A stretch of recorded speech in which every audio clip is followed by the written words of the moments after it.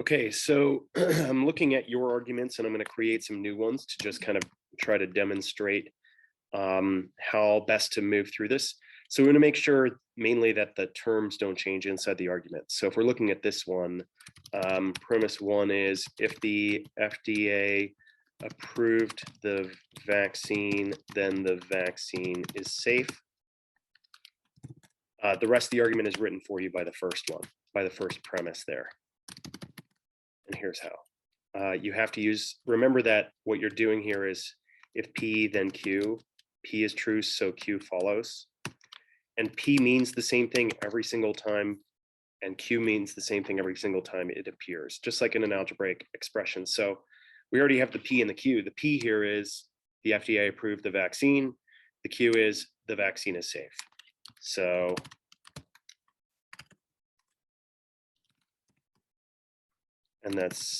the vaccine is safe.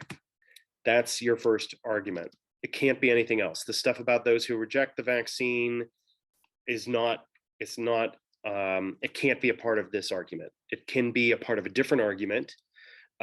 Perhaps you have an argument that says, if someone ignores scientific evidence to follow their own opinion, then they really only want to confirm their own biases that the vaccine is unsafe. And then that would be premise one in a different argument. Premise two would be some ignore, and then I would want to change this to match. Some ignore scientific evidence to follow their own opinion about the vaccines.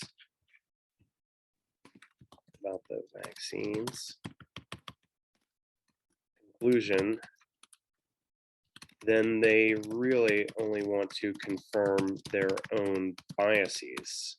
And there's a risk here that this is actually circular. It sounds like the conclusion isn't very different from, it sounds like the consequent here isn't very different from the antecedent. Make sure you watch last week's video to get more review of this formal argument stuff. It's about 7 minutes long and it goes through this. Biases that the vaccine is unsafe. And then I'll take another one here. If pregnancy is for the most part a choice, then abortion should also be a choice. And then that it's actually, again, writing the rest of it for us.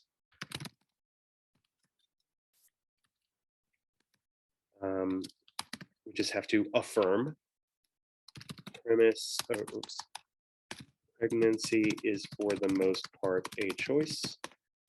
Conclusion, so abortion should also be a choice.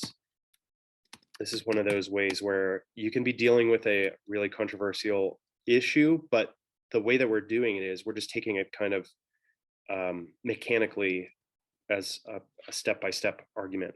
This stuff about men making a choice for women is not related to this argument. It might be a thing that is a part of defending that premise. Like if we wanted to defend this premise, we could say like pregnancy is for the most part. I mean, really, it's not, it just isn't related. Like, let's say we wanted to defend premise two. We'd need an argument that said, if something, then pregnancy is for the most part a choice. So maybe we could fill that in with something like, if there are birth control methods available, like widely available, then pregnancy is for the most part a choice. Premise two, you know where this is going? Birth control methods are widely available. So conclusion. Now, what you may be noticing here, what's going on is that we are we're backing up one of the premises from above. And if you were writing a longer argument, that would be how you would do it. And you'd maybe need to give an argument for this, and maybe not. Maybe that's where you stop. At some point, your assumptions have to be just, it is what is assumed for the argument. And so for a very simple assignment where we're just asking for one formal argument, you don't have to go layer upon layer upon layer. Like the next thing we could do if we were continuing to build this out would be to defend this as a conclusion on its own, the first premise, because we've defended the second premise, pregnancy is for the most part a choice. So the first, we could defend the first one like this. If something, then if pregnancy is for the most part a choice, then abortion should also be a choice. And it's always trickier to defend a hypothetical, mostly because it's like just more confusing. There are more steps involved. But again, you would just have to figure out what thing needs to be true to make it true that if pregnancy is for the most part a choice, then abortion should also be a choice, that whole thing together. That would be what you would do next.